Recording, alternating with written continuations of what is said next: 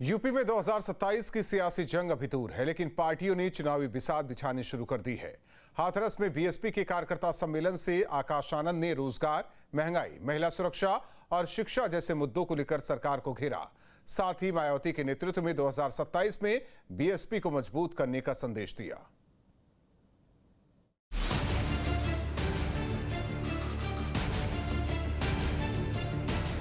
UP में 2027 के विधानसभा चुनाव भले ही अभी दूर है, लेकिन सियासी मैदान अभी से सजने लगा है। बीजेपी, समाजवादी पार्टी और कांग्रेस के साथ ही अब बहुजन समाज पार्टी भी चुनावी मोड में नजर आ रही है। हाथरस की धरती पर बीएसपी के कार्यकर्ताओं का यह हुजूम और नीले झंडों का समंदर 2027 के चुनाव की आहट दे रहा है। बीएसपी के राष्ट्रीय कोऑर्डिनेटर आकाश आनंद ने कार्यकर्ता सम्मेलन के जरिए पार्टी के चुनावी अभियान का आगाज किया। बीएसपी अध्यक्ष मायावती का सीधा संदेश लेकर पहुंचे आकाश आनंद ने अपने ही तेवर में प्रदेश सरकार पर जोरदार हमला बोला। फीते काटने से डेवलपमेंट नहीं होता, सही मायने से अगर शिद्दत हो तो नोएडा आगरा एक्सप्रेस से जाके दिखाएं इन्हें कोई, उसी पे तो चलते हैं, उसी से तो चलते हैं, दिल्ली आते हैं। उन्हें क्या पता कि वो बनाया भी आदरणीय बहन कुमारी मायावती जी ने। इनके यहाँ पर दूसरों के काम का क्रेडिट लेना कोई नया पुराना काम नहीं। ये लोगों के पास ये पुरानी इनकी स्ट्रैटेजी है, दूसरे काम करे, अपना जाके झंडा गाड़ दे और फीता काट दे।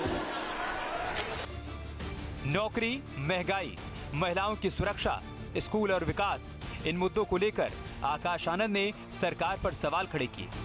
उन्होंने आरोप लगाया कि सरकार ने बड़े बड़े वादे किए, लेकिन आम आदमी की समस्याएं जस की तस बनी हुई हैं। 2014 में गैस सिलेंडर 400 रुपए हुआ करता था और उस पे इनके सभी नेता लोग सड़क पर उतर के गैस सिलेंडर सर पे रखकर छाती पीट कर बोल रहे थे, अरे महंगाई है, मर गए हमारे आम लोग। आज 1200 रुपए का है, सड़क भूल गए क्या?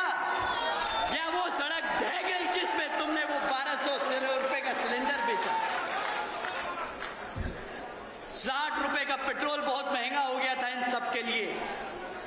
60 रुपए का पेट्रोल, गाड़ी चलाना बंद कर दी। अरे बोला कि इतना महंगा पेट्रोल है, अर्थव्यवस्था बिगड़ जाएगी। और आज जिसका पेट्रोल मंत्रालय ही नहीं है, वो ही जाके कागजों पे साइन करके बोल रहा है मैंने E100 ले आया, आज आपको मिलावटी तेल मिलेगा। आज भी E20 का मिलावटी पेट्रोल का तेल, पेट्रोल का भाव 110 रुपया कर दिया है। यानी बीएसपी अब 2027 की लड़ाई में रोजगार और युवाओं के भविष्य को भी अपने राजनीतिक नैरेटिव का हिस्सा बनाने की तैयारी में है। 2027 के लिए बीएसपी का चुनावी एजेंडा रोजगार और युवाओं का मुद्दा, महंगाई पर सरकार को घेरना, महिला सुरक्षा पर सवाल, शिक्षा और स्कूलों का मुद्दा, विकास कार्यों पर सवाल। साफ है, हाथरस के मन से आकाश आनंद ने सिर्फ कार्यकर्ताओं को संबोधित नहीं किया, बल्कि 2027 की चुनावी लड़ाई के लिए बीएसपी का नैरेटिव भी सामने रखा। भाजपा के राष्ट्रीय अध्यक्ष आदरणीय अखिलेश अंकल जी की मैं पूरी इज्जत से, पूरे आदर सम्मान से उनका नाम ले रहा हूं। उनकी उम्र अब हो गई है। अगर मैं 30 साल का लड़का 50 साल के वृद्ध आदमी को अगर अंकल नहीं कहूंगा तो फिर क्या कहूं, आप ही बताएं। तो हमारे लिए तो वो बड़े अखिलेश भैया, अखिलेश अंकल हैं, अखिलेश भैया नहीं, अखिलेश अंकल हैं। तो आदरणीय अखिलेश अंकल जी, तो उनका तो यही नहीं समझ आता कि वो अपनी पार्टी में पीडीए करते कह रहे हैं, परंतु कभी पीडीए का मतलब कुछ और हो जाता है और कभी कुछ और। प्रदेश में चुनाव अभी दूर है, लेकिन सियासी शतरंज की बिसात बीत चुकी है।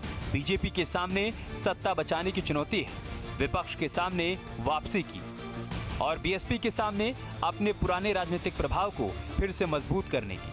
हाथरस से आकाश आनंद का संदेश साफ है, 2027 की लड़ाई में बीएसपी अपनी पूरी ताकत के साथ मैदान में उतर रही है। Team news stream.